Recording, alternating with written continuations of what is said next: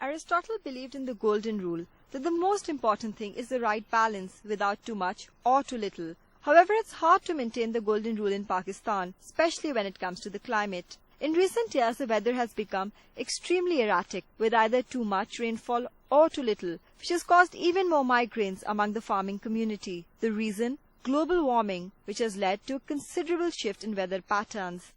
The intensity of the weather system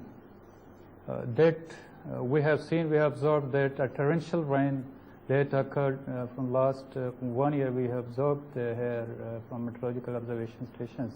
But in the wake of terrorism, energy shortfalls and political turbulence, the environment rarely makes the to-do list. But the chairman of the Karachi University's International Relations Department warns that such issues may become much more alarming in the future.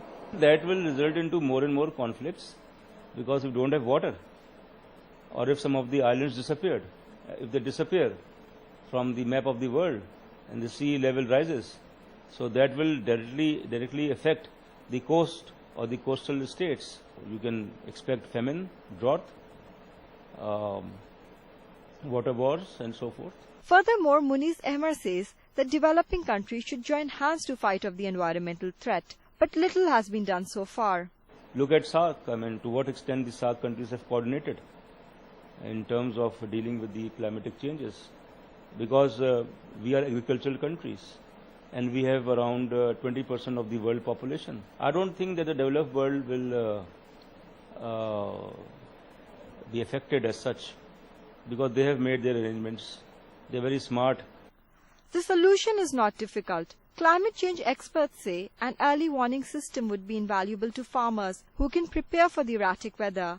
Natural barriers like mangrove forests must also be preserved, and fuel-efficient policies formulated to prevent unwanted emissions. But a large part of the problem lies not in Pakistan, but in the developed world, which has made global warming a serious concern. Environmentalists lament the fact that the countries that are not even responsible for this are bearing the brunt of the fallout. It is mostly the developed world which has caused global warming, but countries like Pakistan are still victims of it. Although Pakistan's contribution to global warming is low, environmentalists still stress that greenhouse gases must be controlled. In terms of our per capita emissions, we are very low down there. So that's why some people argue that we don't necessarily have to deal with try and reduce our greenhouse gas emissions. But I think that's not a very imaginative answer, because reducing our greenhouse gas emissions can also address issues of urban air pollution, for example. And it can also address issues of inefficiency in our energy use.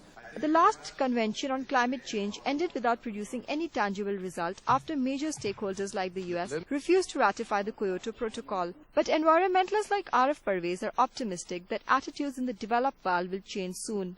The governments of the world are going to meet in Copenhagen later this year to discuss a new global architecture for addressing climate change. There is a broad agreement that developing countries who have fewer resources and fewer and perhaps not the necessary technical abilities need to be supported. So I think the news for countries like Pakistan is good. Regardless, that should not stop us from fulfilling our duty to Mother Nature. For every small step in the right direction is necessary for a better future. Changing weather patterns is one of the many issues Pakistan faces, but signs of the havoc caused by it can no longer be ignored. So this is one problem which needs urgent attention. Rabia Afaq, Express 24/7, Karachi. For news as it happens, stay tuned to Express 24/7. I'm Rabia Khan. Latest headlines and news at the top of the hour.